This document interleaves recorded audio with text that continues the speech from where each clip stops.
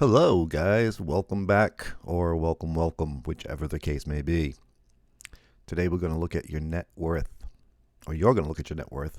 I'm going to tell you why. Why you need to know? First of all, information is power. They want you to not know things. They being the banking system, governments. The more dumbed down they can keep you, the more controllable you are. So you really should know your net worth. It's just good information to have. The other thing is, that's the other thing banks are going to look at if you're going for a house loan or a big loan. They're looking at your credit score. They're also going to look at your net worth. That's why they ask you a gazillion questions. And if you want to get ahead in this fiat game they're playing with money, you need to know as much as you possibly can about you and your circumstances. So what is net worth? Net worth is basically real simple. Assets minus liabilities. End of that equation is your net worth. So what are your assets? You need to calculate what you own. So your house, and if you own a house and you don't really know what the value of it is, you don't have to go hire an appraiser for your house. You don't have to do that. There's a website, Zillow, is going to give you a really good ballpark idea. And that'll get you close enough. Your car, even if you owe money on your car, I don't care. You're making car payments, that's fine. You can go into Kelley Blue Book website, punch in the numbers of your car, and that's going to give you an approximate market value for that car. And then you want to add up how much cash you have. I don't mean in your checking account that's going to go to a bill. I mean like savings cash. Any stocks, the current market value for those stocks. That counts because you can do this several times over the course of the year to make sure it's kind of up to date. Cryptocurrencies, what's the market value at the time you're calculating it? Any insurance policies you have with a cash value to them. Now, obviously, if you're just paying for insurance and it has no cash value, you're not going to add that in there. But if you do have one, put that in the mix. Any precious metals you may have. Gold, silver, palladium, copper, whatever it is. Look at the current market value for that. Look at the spot price at the day you're doing it. And that counts.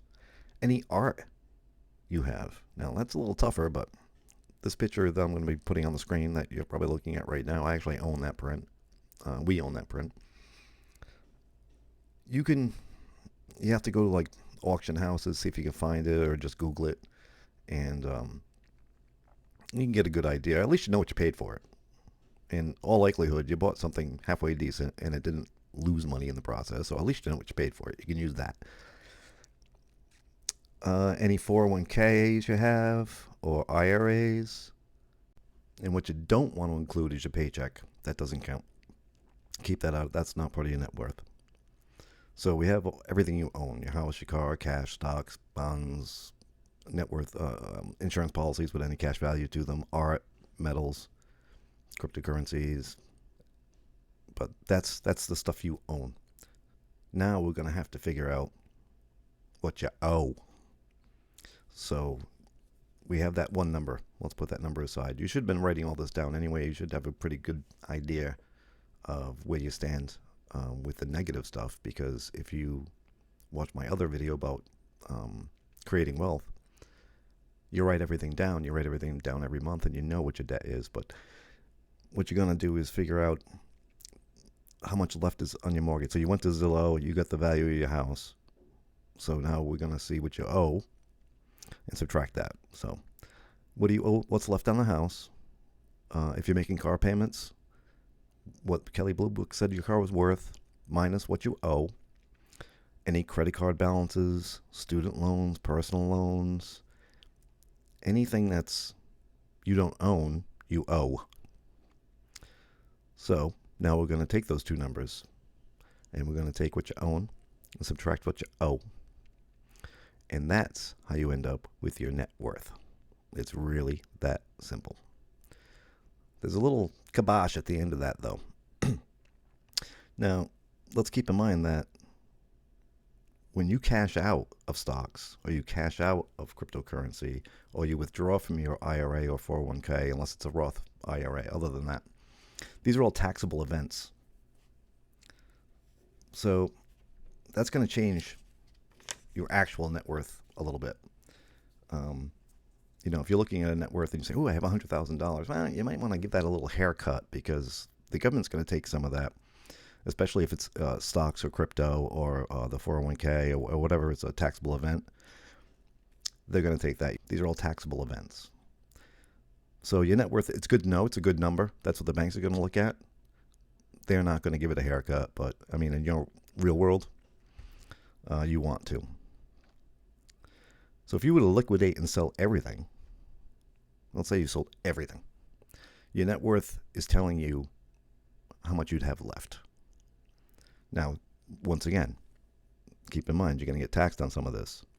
So it's going to be a little bit of a lower number. You can take 15, 20% or whatever you want to, however you want to calculate it. That's a good ball. I usually take 20% and kind of reduce it by that, depending on what I'm looking at. And that's your net worth. Now, you can do this. It's pretty simple. I mean, it's everything you own and what the value of what you own is, subtracted by everything you owe, whatever that is. What's left is your net worth. And you can do this. It's pretty simple. You can do it with pen and paper. You can do it with just a calculator or whatever. You can even do a Google search. Just do a Google search for net worth calculator. And you can punch the numbers in there and let them do it for you. I mean, that's how pretty much cut and dry it is. But it's really important that you know this. The other video I mentioned about 17 times to write down all your monthly expenses so you can keep an eye on your money. This is another good thing to do. You can do this, twice a year or something like that, just to keep an eye on what your net worth is, see where you are, see where you're going. It's good information to have. The more you know, the more powerful you are. Information is power, my friends. Information is power.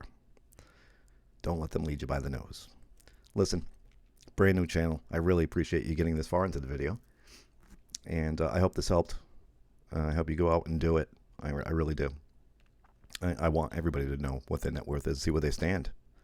And that'll give you a good direction of which way you want to go. If you like this video, you found any value in this whatsoever, do me a favor, a free way to help the channel. Thumbs up, comment, subscribe would be awesome. Whatever you think you can do would be absolutely terrific. I really appreciate it. All right, guys, peace, love, and karma. Till the next one.